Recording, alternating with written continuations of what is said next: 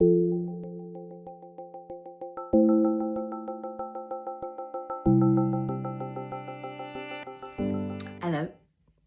I have been expecting you.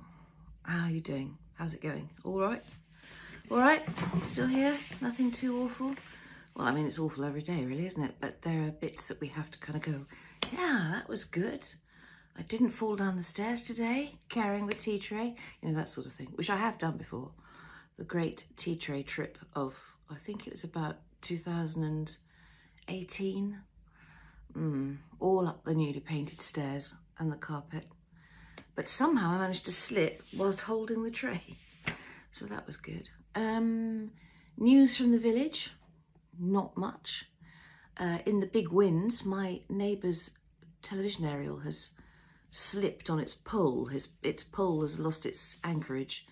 So we'll get that sorted out because poor thing, she's not down at the moment.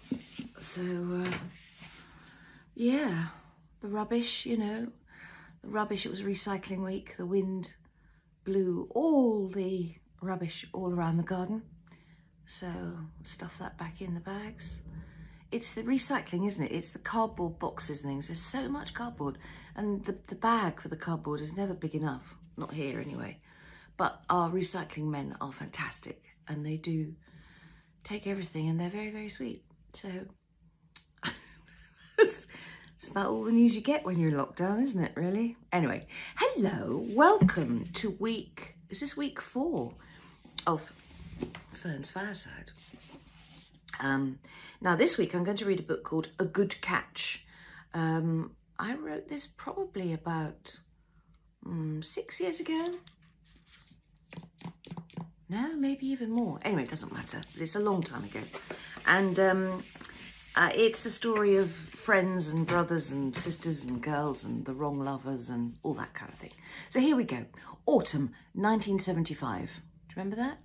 Oh, it was 10cc, I'm Not in Love, wasn't it? That was the hit, I think.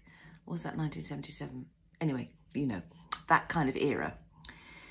Greer's mother had planned on sending her daughter to a small private school in Truro, but her husband had soon squashed another of her dreams.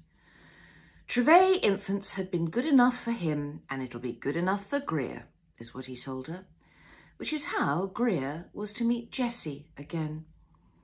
It was early September in Trevay, and Trevay had said goodbye to all the holidaymakers and could get on with being the small Cornish fishing port that it was. Greer was in her school uniform of grey pleated skirt and navy blue blazer with dazzling long white socks and shiny buckled shoes. She walked between her parents as they covered the 5-minute stretch from home to school. She was nervous. She'd never been left anywhere on her own before. As they got closer to the school, more and more children filled the narrow pavements around her. Some of them she recognised, but barely knew. Her mother had few friends herself, having always put them off with an extreme shyness, which was often misinterpreted as an unwarranted air of superiority. In the playground, Bryn bent to kiss Greer. She might not be the sun he had wanted, but she was everything to him, his sun and his moon. He would and did give her everything. You be a good girl, mind. Turn 2 pages at once, there we go. I will, Daddy. She put her arms around his neck and hugged him tight. Will you come and get me when I'm finished? Aye. Her mother kissed her too. Have a good day, darling. See you later. Greer watched as her parents walked out of the playground, her father striding out and nodding at acquaintances, her mother trotting to keep up with him and turning to give one last wave to her only child. Greer's legs started to move towards the school gate, and her parents... Sorry, I'm not reading this very well. I beg your pardon. Let's start this again. Greer's legs started to move towards the school gate, and her parents, and away from the school building. Ah, she's going back to her mum. She was picking up her pace, and tears were pricking her eyes. I don't want to be at school. I want Mummy, she was saying to herself. Yes, I'm sorry I read that wrong. I think it was something that... When I was little, I was the same. When I went to my first different school, I didn't like it at all. And as my mother left me, I turned around and headed straight to the school gates and her again, but I had to turn around and be put back. Anyway, she was getting closer to the school gate and the outside. She took a breath, ready to call out to her mother. She could see her father chatting to a man in a fishing smock. Her mother was surreptitiously wiping her eyes, while her father was laughing at something the man was telling him. Greer's lungs were now full and ready to shout to them. She opened her mouth, but before she could get any sound out, a small but firm hand caught her round the waist. "Where are you going?" The air in her lungs escaped soundlessly at the surprise pressure on her diaphragm. She struggled, but was held even more tightly. "Hey, you're going to get into trouble if you go through the school gates." Something in the voice made her stop and turn to see who her captor was. It was the crab fishing boy from the quay. A woman carrying a handbell was walking through the playground. She began to ring it loudly. Come on, Jesse said. He took Greer's hand and ran with her into the school. Gosh, see, it's a long time since I read this, and indeed wrote it. But anyway, here we go. A male teacher was standing outside the building at the door to the school hall, identifying the new children. "New boys and girls, walk to the front of the hall. Don't run. Sit on the floor, cross-legged, facing the stage, please." Greer was feeling anxious but grateful to have Jessie's hand in hers. Once they got to the front, he let go of her and sat on the floor. "Are you a new boy too?" she asked him, settling down next to him. "Yeah, but I know everybody here. My brother comes here too." He was looking over her head and smiling at someone. Greer followed his gaze and saw a fat, plain girl with flame-red hair in pigtails, also sitting cross-legged, showing her knickers and waving at him. "Who's that?" Greer asked, feeling sorry for this unattractive-looking girl. "Oh, that's Loveday." The fat girl bum-shuffled her way towards them. "All right, Jessie," she smiled. "Yeah." "What's your name?" the girl asked Greer. "Greer. I am named after a famous film star who was very beautiful." Greer couldn't help herself. "Oh," said Loveday, a smile pushing her fat freckled cheeks up towards her eyes. "That's nice. I'm called Loveday after my dad's granny." Jessie's eyes were darting around the gathering faces. "See Mickey?" he asked Loveday. "He's there," said Loveday, pointing at an open-faced, tall and very skinny boy standing on the other side of the hall. "Mickey," Jessie called. "Mickey, come here, you beggar."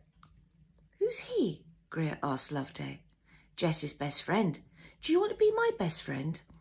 Greer had never had a friend and thought that she might as well start with this poor fat girl. "Yes."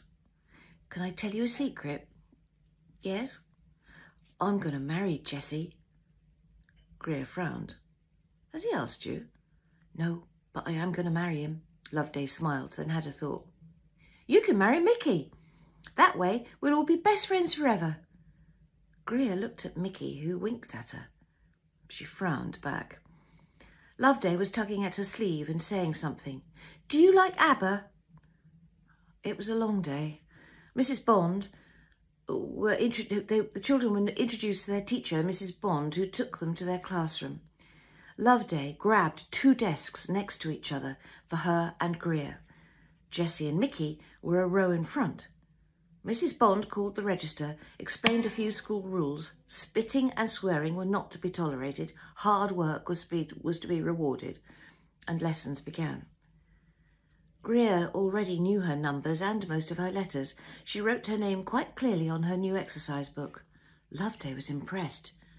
"What you written there?" "My name." "Really?" She leant forward and poked Jessie in the back. "Ow!" He turned round. "What did you do that for?" "Greer can write, look." She showed him Greer's book. He looked at Greer. "Did you write that?" "Yes."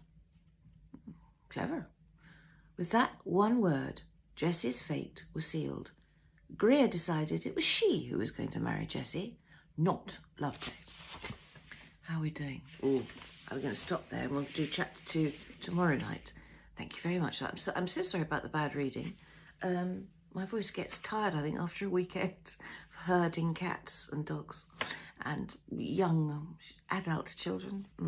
Anyway, thank you. I'll see you tomorrow, 6:30, and I look forward to it. Bye.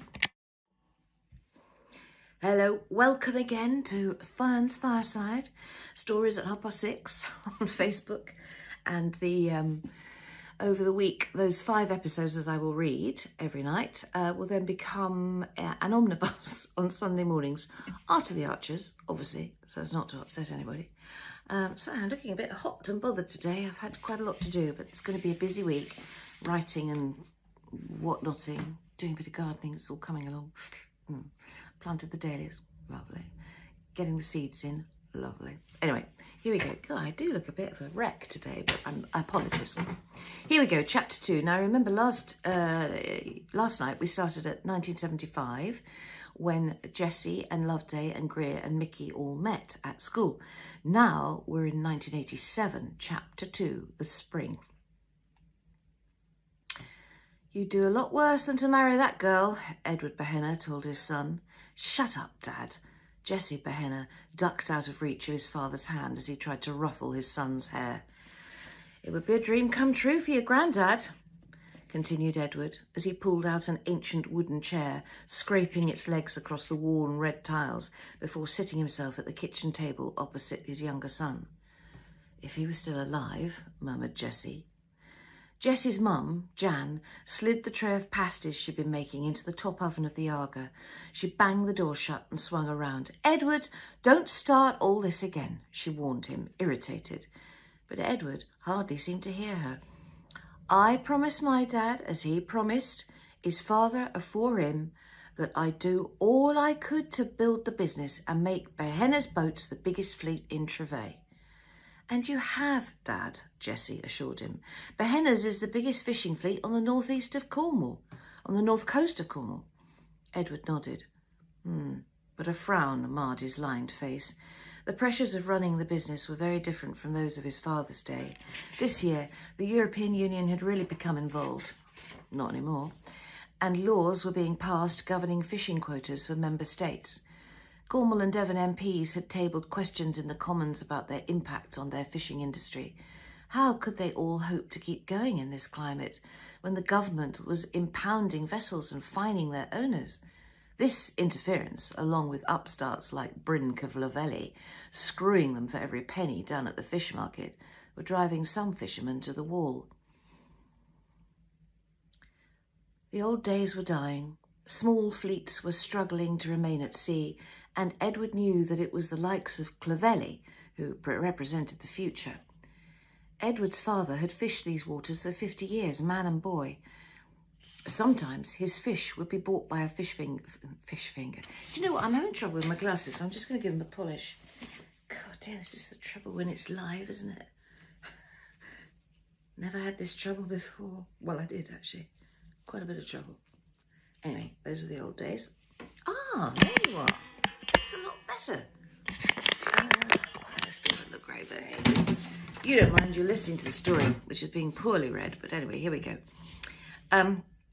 Edward's father had fished these waters for 50 years, man and boy. Sometimes his fish were bought by a fishmonger from somewhere as exotic as Plymouth. But Clovelly saw the swollen wallets of the flash London city boys as rich pickings, and he was buying monkfish for restaurants in Chelsea and exporting scallops to New York. "Aye, it is. I've been working the boat since I was 14 and left school. I didn't have your education." Edward knew he was a good fisherman, one of the best, but being an entrepreneur, like Greer Clovelly, was beyond him.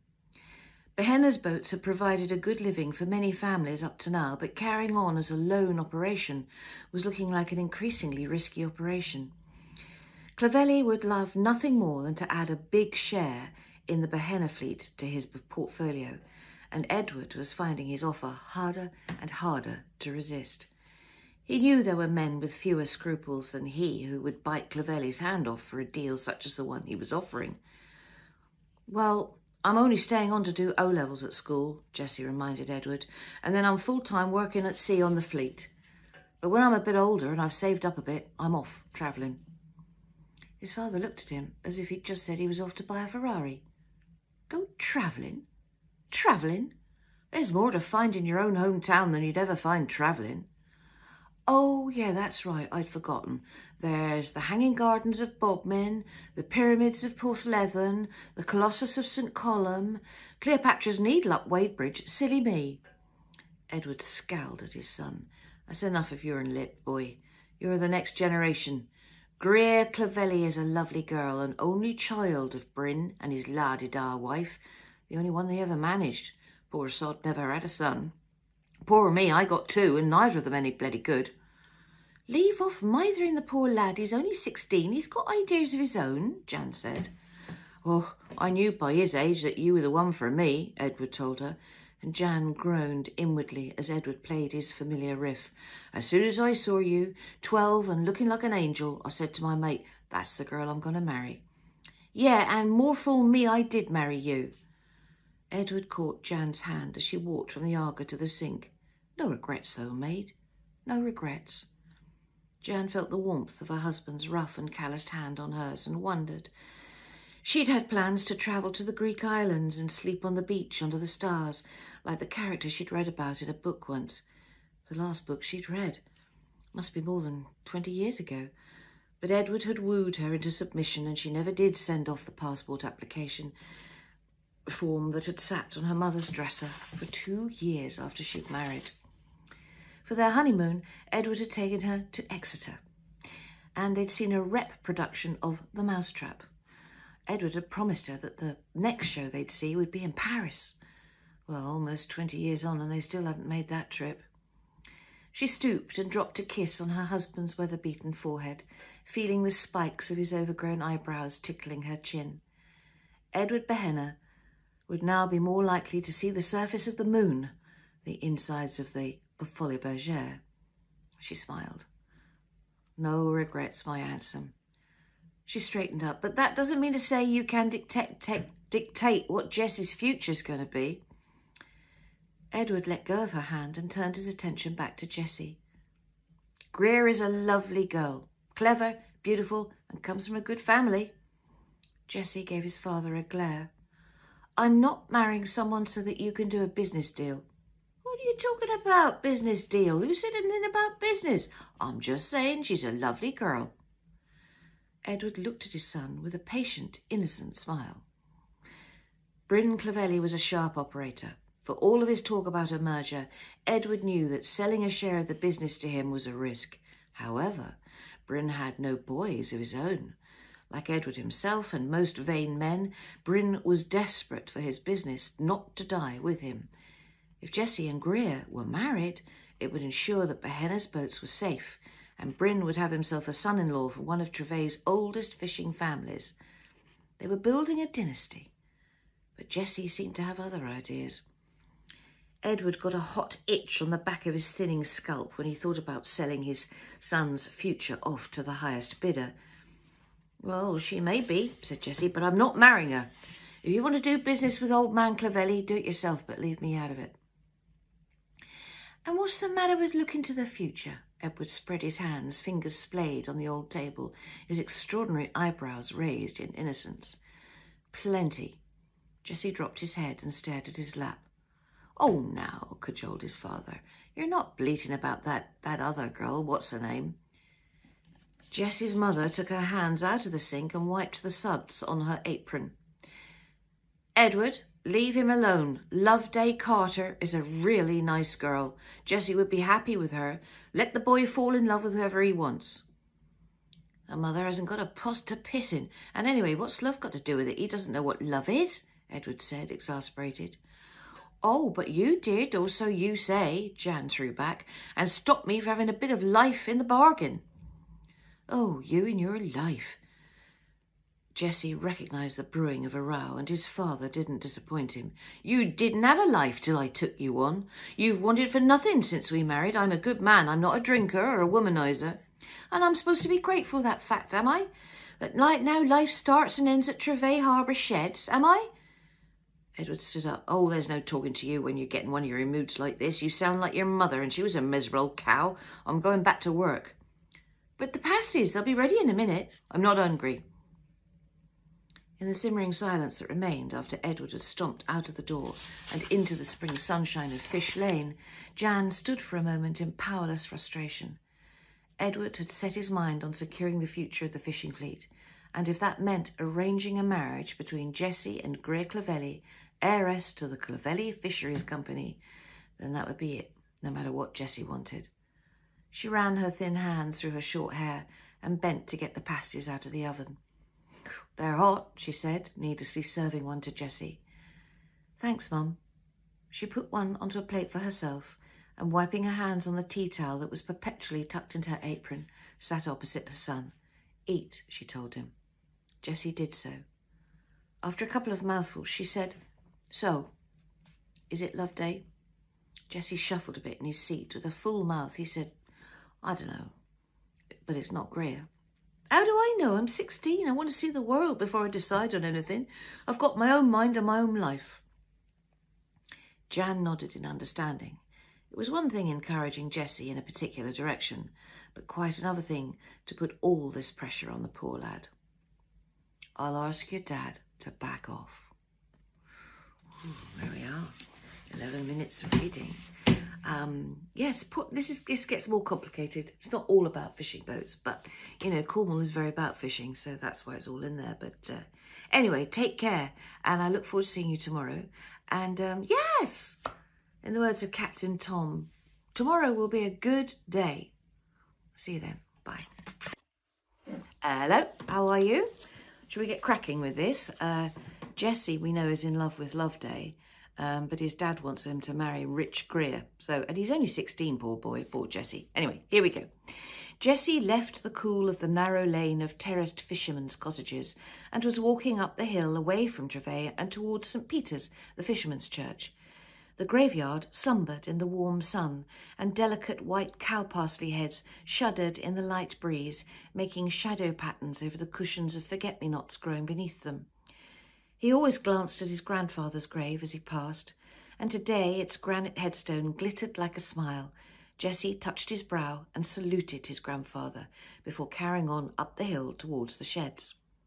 The sheds were a series of around 30 to 40 home-built wooden structures owned by the people of the town who had no garages attached to their houses.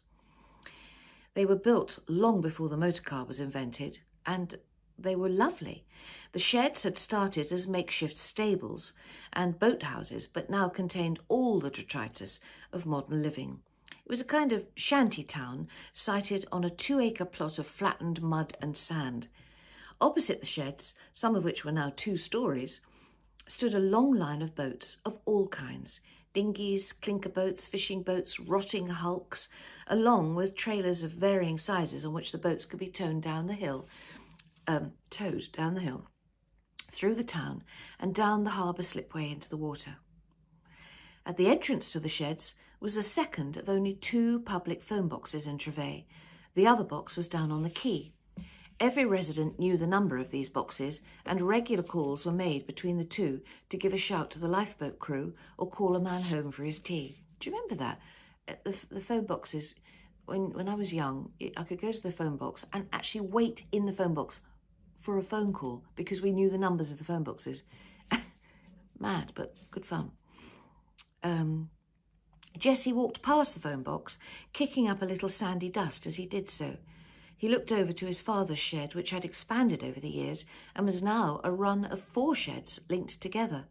On the upper floor were the words Behenna Boat Yard, established 1936, painted in fading blue and white letters. He saw Mickey before Mickey saw him. His best friend since nursery school, Mickey Chandler, was the person Jesse shared everything with. Mickey was standing outside his own family's smaller shed, unlocked now with its doors wide open to the sun, and was polishing the chrome of his pride and joy, a 2-year-old Honda moped, a present from his family and friends for his recent 16th birthday. Jesse lengthened his stride, taking the headphones from his ears and calling, "Hey!" Mickey stood up and shielded his eyes with his hand, holding the stockinette duster. Jesse could smell the metal cleaner on it. "Hey!" he replied. Jesse was now close enough to give his best mate a punch on the arm, which was returned with equal force and affection. "I thought you was revising," Mickey said, returning to his polishing. "I thought you were too." Waste of bleeping time, innit? Yeah, Want a snout? Please. Jesse pulled a crumpled packet of Players number 6 out of his pocket and offered one to Mickey. Ta. You got a light? No. Have you? No. Oh, shoot. Both boys pondered on the dilemma of having cigarettes but no means of smoking them. Mickey laughed first. You're bloody useless, Behenna. Jesse grabbed his friend in a headlock and they scuffled contentedly for several minutes. Eventually they stopped. Bike's looking good, Jesse told him. Yeah, got my test next week. Gonna pass? Yeah, of course. Can I come out with you? Sure. I'm going to ask Loveday out when I've got my licence. Jesse's heart flipped at the sound of Loveday's name. Mickey was in love with Loveday and had never made any secret of it. Jesse had never admitted to Mickey that the mention of her name, let alone the sight of her, was enough to shoot a flame of desire and longing coursing through his body. Her arse is too big for the seat, he observed. Mickey laughed. Yeah, and what an arse. Imagine having her arms around you, holding tight, pressing those big boobs against your shoulder blades. Jesse could imagine all too clearly, but said only, fill your boots, boy. Chapter 3. How do I look in these? Loveday had struggled into a pair of lime green leggings, her face flushed and perspiring. Greer, sitting neatly on the edge of Loveday's unmade bed, wondered what to say. Should she tell her friend that she looked embarrassing, that the hideous leggings were pulling at the seams and clearly revealing the revolting cellulite clinging to her thighs? Could she tell her that she needed to lose a lot of weight and learn how to dress properly? Though, on the plus side, and Greer did feel slightly guilty about this. I'm so sorry. God. Though on the plus side, and Greer did feel slightly guilty about this, Loveday did make Greer look great by comparison. You look like Loveday Carter, she managed. Loveday turned back to her reflection in the mirror that hung off the back of her bedroom door. I like the colour. They didn't have them in the next size, but I'm going to lose a bit of weight before the summer comes. She turned sideways and looked at herself from right and left. If I put on my orange T-shirt, that'll cover me bum. Greer looked down at her own slim legs and their perfectly fitting Pepe jeans. Do you remember those? They were great. The orange T-shirt might cover Loveday's bottom, but it wasn't going to disguise the 2 rolls of fat wobbling between the bottom edge of her bra and the elastic waist of her leggings. There, what do you think? Loveday asked after a few moments. Greer looked up. She wanted to say, Loveday, you look ghastly. You couldn't be wearing a less flattering outfit. Your breasts are too big, your stomach is enormous, and your derriere huge. Instead, she said, it's very you. She stood up and smoothed her hands over her own trim derriere, brushing off imaginary flecks.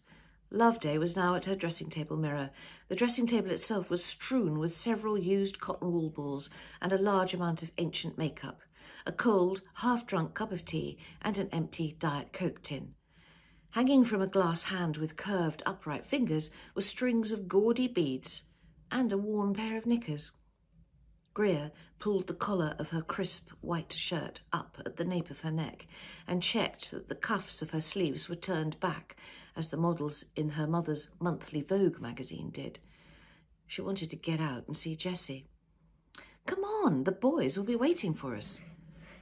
Loveday took one last look in the mirror and smacked her matte red lips together. Recently, she'd been copying Madonna's makeup, even adding the beauty spot above her lip with an eye pencil. I can't find my black pencil, so I've used the green one. I rather like it. What do you think? She said, turning to Greer. Shows off me green eyes, don't it? Greer blew her cheeks out and thought for a moment. I think you look unique.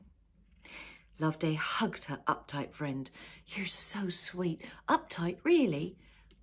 Really? Sorry. Loveday hugged her uptight friend. You're so sweet. Unique. Really? Really? Greer extricated herself from the miasma of Giorgio Armani's Beverly Hills rip-off scent bought in Truro's Pannier Market. And what does that mean? Sounds posh, bounced back Loveday, reaching for her heavily fringed and studded stone-washed denim jacket. It means you're a one-off. Well, we could do a bit more here. Jessie was first to spot the girls walking up towards the sheds. Loveday's marmalade hair with its wash-and-wear perm gleamed in the sunshine. Her beautiful body was gently undulating towards him in skin-tight green leggings, her large breasts swinging to the rhythm of the fringes on her jacket. He thought often about those breasts. Sometimes when she wore her white T-shirt, he could see the outline of her nipples. He turned his back on the girls, feigning disinterest, and called over to Mickey, who was checking his quiff in the wing mirror of the Honda moped. "The girls are coming." Mickey smiled in the mirror at his own cheeky face. "I'm going to give Loveday a night to remember." "Oh, yeah? When's that, then?" "Tonight." "Never. She won't touch you with a barge pole." "She won't need to. I've got my own barge pole to touch her with." Mickey ducked swiftly out of reach of Jessie's punch, and together they locked the precious motorbike in its shed. "All right!" Mickey raced to get ahead of Jessie, and he was first to walk by Loveday's side.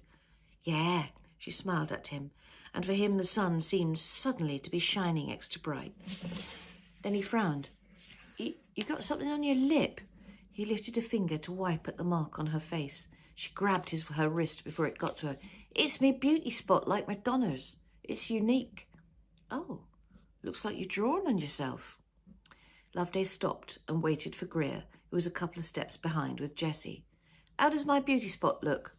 Greer and Jessie both looked at the green blob on Loveday's sweating lip. "Well, it's smeared a bit," said Greer. "Oh, shoot, badly?" "A bit." Jessie looked through his pockets and found an old dried-up tissue. "Shall I wipe it off for you?" he offered. "Yes, please, get it all off." He lifted the tissue to Loveday's mouth. "Spit." She did so, and tenderly he wiped all trace of the green pencil away. Standing so close to her, Jessie could sense the rise and fall of her chest and smell the heady scent that emanated from her. Her dewy golden skin glistened in the sunlight, and her emerald eyes were like those of an exotic cat. The combination was suddenly overwhelming. "There, all done." "Thanks." Loveday gave her rescuer a hug, leaving him breathless on many counts. She turned to Greer. "Has it all gone?" "Yes. Maybe I'll try indelible ink next time." "Best not," murmured Greer. Mickey muscled in and grabbed Loveday's arm. "Have you eaten your tea?" "Only a bit. Mum did shepherd's pie earlier, but I could do with some chips." "Come on, then." And taking her hand, he ran down to the hill, forcing Jessie and then Greer to run after them. There we are. That's it. That's Wednesday night. Either finished or started. Look, we look forward to seeing you tomorrow. And yeah, sleep tight, look after yourselves, and we'll see you tomorrow. Bye. Hello. I have just done a Zoom yoga class, which was surprisingly hot and sweaty. So forgive me. I've rushed from my carpet here to here. And I haven't got the fire going, obviously, because I'm a bit hot. But I hope you don't mind. Anyway, happy Thursday. How's it been? All right? Yes? Good. Yes, it's been all right here. Thank you. All good. Right, so Edward Behenna, the father of Jessie, is trying to marry Jessie off to the Ghastly Bryn's son because... Ghastly Bryn's daughter, Greer, because then it would be two great conglomerates of the fishing industry meeting together to make a huge business. So here we go. Edward Behenna had been in the Golden Hind pub since he and Spencer had finished working on the boat. Edward was full of beer, and the memory of the row with Jan was disappearing as fast as a sea mist on a warm morning. The beer had warmed his heart and his humour. "Spence, you'll have another before you go." Spencer, his shipmate, removed a battered tin of tobacco from the front of his canvas smock and nodded. "Aye." "Good man, Spence, good man." Edward lumbered heavily to his feet and clapped his friend on the back, dislodging the scanty twigs of tobacco from the near-transparent cigarette paper that Spencer was balancing between thumb and grimy index finger. He hailed the landlord. "Same again, Pete." Pete, a very tall man with a stomach straining against the buttons and a belt of his shirt and trousers, bent down so that he could see through the forest of pint tankards hanging from hooks on shelf above the bar. "Skinner's?" he asked, reaching for the empties Edward had placed on the damp counter. "Aye." Without anyone taking much notice, the door of the pub opened and a slim man in his early 40s entered. His quick, bright blue eyes skimmed the familiar faces, and he nodded at those who acknowledged his arrival. His prey was at the bar, delving into a handful of change to pay for the 2 waiting pints. He walked lightly and quickly towards him. "I'll get those, Pete, and a scotch for me, please." Edward turned to see who was buying his pint. "Greer Clovelly, you're a gentleman." He turned his eyes to where Spencer was sitting. "Spence, Mr. Clovelly bought you a pint." Spencer had rolled his cigarette. Its smoking fragrance drifted towards the bar. "Thank ye, Mr. Clovelly." Bryn ignored him and spoke to Edward. "So, Edward, when are we going to do business?" Edward looked down at his feet, uncomfortably aware that Clovelly was completely sober. "Bryn, I've had a drink. Me head's not straight for talking business." Bryn pulled up an empty bar stool and indicated for Edward to do the same. "It's not business as such, is it?" He unhooked the casual blue jumper he'd knotted round his shoulders and draped it on the back of the stool. "We've known each other a long time, haven't we, Edward?" Edward rubbed a hand over his mouth and chin. Well, you've gone up in the world since we were nippers, though, ain't you, Bryn?" Edward looked at Bryn's clean hands. "Look at you. Smart clothes, smart way of talking, smart car outside. You're different now, Bryn." Bryn placed his right hand on his chest. "Not here." "Not where? Not in my heart. I can still talk as Cornish as you, boy, and don't you forget it. There's nothing wrong in doing well and earning a little cash, is there?" "No," Edward agreed reluctantly. He'd given more thought to Bryn's continued insistence that their businesses were stronger together than he wanted to let on, but it didn't do to show your hand too early where Bryn was concerned. Besides, what Jan and Jesse had said also nagged at his thoughts. Now that Bryn was sitting here in front of him in his flash clothes and with a conceited look on his face, Edward's doubts had once more risen to the surface. "I don't know whether I want more. I'm happy with the boats and passing them on to Jesse." "Not Grant, then?" "Oh, you know my other son. No, he's happy in the Marines. Best place for him." "Is he settling well?" "Think so. Better to get all that anger out of him. Hard training there than here in Trevay." Bryn placed his hand on Edward's shoulder. He knew that Grant was a worry, a drinker with a short fuse and handy fists. "Well, maybe the discipline is just what he needs," he said. "Aye." Bryn remained silent, watching as Edward took a long mouthful of beer. Then he asked, "What does Jan think?" "Oh, with women you've got to pick your moment." "Ah, so you haven't told her about the offer that I've put on the table?" Bryn leant closer to Edward. "'Tis a good offer, Edward. You know that these EU quotas could be the death of the Cornish fishing industry. We need to diversify and open up our markets if we're to survive. We're better together. You will never get an offer like this one again. The future of Behenna and Clovelly will be settled." "Yeah, but you getting 51%, you'd have the controlling interest then. You might leave me high and dry." "Look, Edward." Bryn leant in closer. Edward could smell the scent of cigars on his beautifully laundered Pierre Cardin shirt. "I'm prepared to sell you a share in the fish market, if that would sweeten the deal. We both sit on the board of Behenna and Clovelly and each have a fair shout on how the business is managed." Edward frowned and rubbed his chin. Bryn looked at him appraisingly. "When did you and Jan last have a holiday?" "What do we need an holiday for?" "Well, you'll need a holiday from all the hard work we'll be putting in running the new business together. Imagine you could go up country, see the sights of London, catch a plane to Italy or Greece, or maybe have a week in New York. Or who'll look after the boats while I'm away?" "Me?" And you'll look after the fish market with the refrigeration factory for me when I'm away with my missus. Edward shook his head. He'd been thinking about Bryn's business plan since the idea had first been floated. It was all very well for Bryn to talk about them joining forces, but as the months had gone by and Bryn had kept on about Jesse and Greer getting married, it felt more and more like Bryn was leading them all down a road that led in one direction, where there was no turning back. As a reality, he knew where his moral compass was pointing. No. The boy has his own life to lead, and that's with me at Behenna's boats. The fishing fleet was built up by my dad, and I'm building it now for Jessie. 'Tis enough. And I'm building the fish market business for Greer. But when she's married, she won't want to work. She needs a man to run it all. Edward looked at Bryn sharply. I've told you before, Jesse has to make his own decisions. I could no more make Jesse marry Greer than I could get Spencer over there to stick on a tutu and pirouette off Trevay Harbour Wall. Bryn laughed and picked up his scotch to take a sip. Well, I was going to say partner, not husband. Someone bright, someone we can trust. And yes, Jesse would be ideal. He took another deeper draught of his whiskey. It ain't a case of forcing anyone. My Greer's going to grow up to be a fine wife and mother. She's refined, a good catch. Anyone can see that. Your Jessie just needs a bit of encouragement.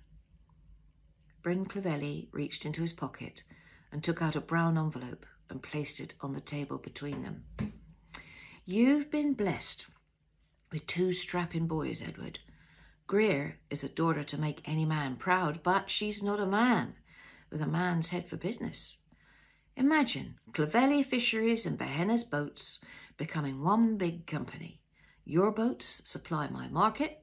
We squeeze the opposition and supply the hotels and London restaurants at the best possible prices. And finally, when our rivals are no more, we call the shots and demand the best prices we can get, whilst giving the best quality fish and customer service. When you and I are retired, my Greer and your Jessie could run the business themselves. We will have created a really lasting legacy.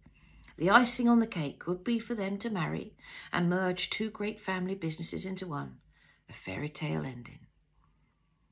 Bryn swallowed the final mouthful of scotch, pushed the envelope further towards Edward, and stood up, retrieving his jumper from the back of the stall. Just think about it, Edward. Fairy tale, that's all. Edward eyed the brown envelope warily. Saw your Jan yesterday about Trevay. Looked like she needs that break, Edward. And with this parting shot, Bryn slung his jumper over his shoulders and headed towards the exit. For a moment, Edward was filled with the urge to run after him and stuff the envelope into Bryn's self-satisfied, smug face. But he didn't. Instead, he picked up the envelope and looked inside. A careful observer would have seen his eyes widen momentarily. Then he opened his jacket and put it quickly in the inside pocket. He nodded to the barman. Another pint for me and Spence, Pete. Ooh, surely he's not going to sell Jessie to Greer for money. But there's more to come. So we'll do a bit more tomorrow. And have a good evening. Take care. Sorry about the yoga. And I'll see you tomorrow. Bye. Anyway, so we're reading It's a Good Catch this week, and you will know that four old school friends growing up in Trevay in Cornwall, the two boys, Jesse and Mickey, and two girls, Loveday and Greer. Now, we've got to the point where they're all grown up, and Mickey and Loveday have got together. Loveday is, she's very plump, freckly, red-orange hair, and she's so sexy, the boys love her. Mickey adores her. Unfortunately, so does Jessie, but Jessie has never told her. And then the other girl in the group, Greer, who's very posh, she's got money, she's smart, she's elegant. She's still a Cornish girl, but her dad did well. And she's in love with Jessie, but Jessie isn't in love with her. Anyway, to create a problem, Jessie's father and Greer's father did a deal to bring their two businesses together into one to make some money, providing they got Jessie and Greer to get married, and then they could all inherit everything. So Jesse has gone along with this and he's going to marry Greer, but he's still in love with Loveday. And Mickey is with Loveday, so it's all very complicated. But this is the eve of the wedding, and Jesse is sitting in his office up at the sheds, the sort of boatyard, clickety-clackety, wooden, shacky sort of places, buildings. And but he's in his office the night before his wedding, and he's thinking. "Is that you, Mickey?" Jesse called out tentatively. He'd heard a noise and he peered round the office door and nearly choked on his whiskey. "Hello," said Loveday in a quiet voice. "I just wanted to see you, make sure you're all right and that." "I'm fine." He stood and wiped his suddenly sweating hands on his jeans. "Do you want a drink?" He watched her as she closed the main door. The sound of the flapping tarpaulins in the yard was instantly silenced. "'Tis windy outside," she said, "and snowing. It's ever so cold." "Well, I can make you a tea. Oh, no milk, though. That would warm you up." "What are you drinking?" Jesse looked sheepish. "My dad's whiskey." "Well, I'll have one of those then." "Right." Jesse found a cleanish mug and poured her a decent measure. She'd walked closer to him now. "Come in and make yourself comfortable. My dad's chair is the best." He pointed at an ageing armchair. "Lovely, thanks," said Loveday, taking the drink he handed her and settling herself. "I thought you might be up here. Are you nervous about tomorrow?" "Mickey's like a flea on a trampoline about his best man speech." "Is he?" smiled Jesse, plonking himself on the only other seat, the part-time accounts secretary's swivel chair. "He won't tell me nothing about what he's going to say." "Oh, he's told me some of it. It's good, nothing too embarrassing. He doesn't want to upset Greer's family, them being so proper and all." She raised her mug. "So, cheers then." "Here's to you and Greer." "Cheers," said Jesse, and they both drank. "Is your bridesmaid dress all right then?" asked Jesse. "No." "What's wrong with it?" "Everything." Loveday began to laugh. "It's truly horrible. Greer calls it peach, but it's more like orange, not my kind of colour at all. Makes me look like a really fat milkmaid, and I can't move my arms in it." Jesse frowned. "Have you told Greer?" Loveday waved a hand airily. "Oh, well, it's Greer's day and it's what she wants. I can't tell her I hate it, can I?" "I bet you look really lovely in it." "No, really, I don't. I mean, my mum likes it and Mickey will like it because he likes whatever I wear, but..." She looked down at her drink, the smile gone. "I look awful in it. And I feel awful in it. And I know what people will be saying behind my back." Jesse heard the catch in her voice. "Hey." He leant forward and looked up into her eyes. "I'll punch anybody who says you ain't beautiful. You always look beautiful to me." She wiped a burgeoning tear away and tried a smile. "Shut up, you idiot." Jesse tilted back into his chair. "I'm a bit nervous too." "Whatever for?" "Well, getting married, it's a big step." "But you and Greer, you're made for each other."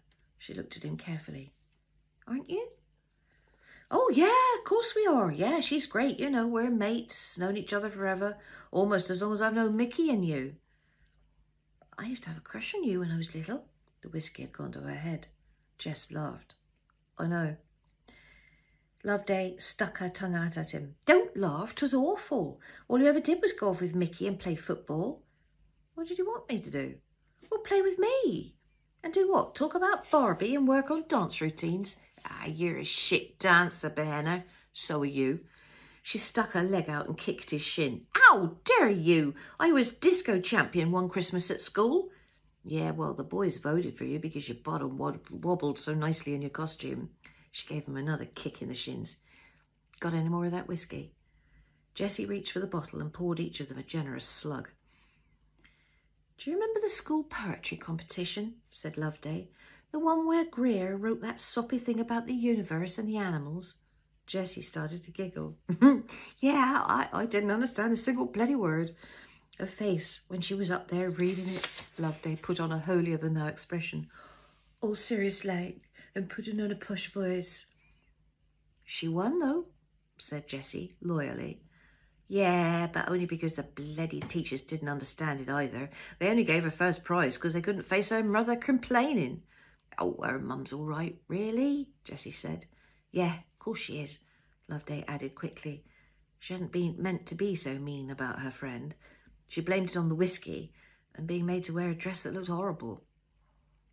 No, it's just that, well, that's my new family we're laughing about, said Jessie.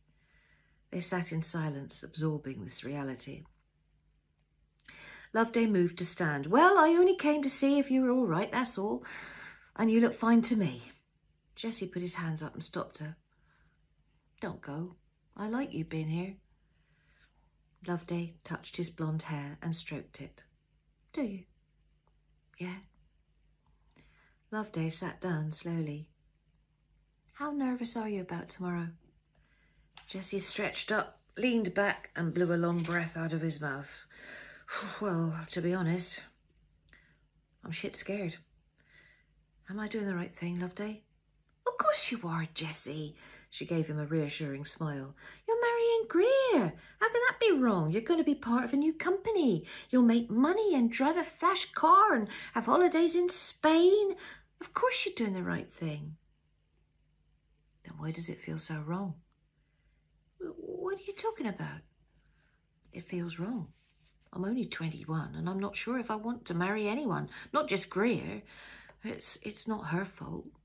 He stuck the heels of his hands over his eyes and almost soundlessly said, Truth is, I'm scared. Loveday came off her chair and knelt in front of Jessie. Scared of what, darling? Just plain scared. She hesitated, then put her arms round him and rocked him soothingly. It's all right, darling. I'm here. What you're feeling is normal for a bloke. Getting married is a big day, but that's all it is. A big day. Then everyone gets back to normal. You'll go on your honeymoon when you get back and we'll all still be here just the same. Nothing changed. That's what makes it so frightening. Nothing will have changed and nothing will change till the day I die. Trevay, the boats, my family, you and Mickey, all the same. I'm stuck. What nonsense is this? You're not stuck. You'll have money to go anywhere in the world, do anything you want. With Greer and her money. With your wife and your money and your money. He took his hands from his eyes and looked desperately at Loveday. I've made a mistake. I'm marrying the wrong person. Loveday let go of him and sat back on her heels. The wind outside had picked up again, and the sound of the wires on the masts of the boats in the harbour travelled up the lane past St. Peter's and now swirled through the crack in the door of the Behenna shed. What are you talking about? I should never have let Dad persuade me. He looked at her in desperation. It's you, Loveday. He had crossed the Rubicon. The words were spoken, the truth was told. Loveday's heart was hammering in her chest. She felt faint and a bit sick. Me? He nodded. Outside, the first flurry of snow twisted in the wind. Inside, she leant forward and kissed him. What are we going to do? Loveday was lying on the makeshift blanket of Jessie's parka coat. Well, we could do it again.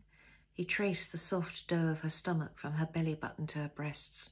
She shut her eyes to enjoy the pleasure of him squeezing her nipples and taking each in turn into his mouth and sucking gently on them. I mean about Mickey and Greer. He took his lips from her sweet breast and moved up her body to look in her eyes. I don't know. I don't want to hurt Mickey. Kiss me. I don't want to hurt Greer. Kiss me. His kiss was gentle, and she couldn't help but kiss him back, and gently they made love again. Outside, the wind caught hold of something, and the bang woke Loveday. Oh, my God, look at the time! Loveday was holding her watch. We've been here for ages. Jessie, curled round her hips and thighs, woke groggily. Oh, no. The almost empty bottle of whiskey, regarding them from the top of the dusty metal desk, stood as the sole witness to their crime. They dressed in near silence, passing each other a stray sock or lost shoe, and together they left the shed. It had been snowing, and a small drift had built along the bottom edge of the door. Jesse struggled to push the door shut, leaning his full weight against it to fit the padlock in the hasp and lock it. Finally it was done, and putting their arms around each other, they walked out of the yard, down the lane, past the church, and on to their homes and their own beds. But someone was watching them, bivouacked between the hulls of the 2 clinker boats. Grant, Jessie's violent brother. He'd followed Loveday when she'd slipped out of her house after Mickey had dropped her off. He had had no ideas of his own. He had had ideas of his own about what he and she could get up to that night, and when she'd headed towards the sheds, it had seemed to him almost as if she wanted him to follow her. Then he'd seen that the door was already unlocked and that his shitty little brother, the golden sun, was already there. He'd watched them then, and he watched them now. Ooh, this was the little treasure hoard that had fallen into his lap. He'd spend it wisely. Ah, dun dun dun. The start of a lifetime of secrets and fear and people trying to get on with decent lives. So there we are, my darlings. That's it. That's Friday's done. And I want you to know that next week I'll be reading the postcard. I don't know why I've written number 8 on the front of this. Obviously, when it came out, it got to number 8 in the first week. And so I was proud of that. But yeah, the postcards is what is happening next week. And we will be back in Pendragon, in the village with the people that you know. So thank you so much. Thank you so much just for sticking with me these weeks and listening. And don't forget that the omnibus is on Sundays on Facebook at 11 o'clock after the omnibus of the Archers, so you have no excuse. I hope the weather's going to turn really good soon and that spring is springing, which it is, but you know, for longer than just 2 or 3 days. So take care of yourself, be safe, have a lovely happy Mother's Day, and I will see you on Monday for the postcard. Bye.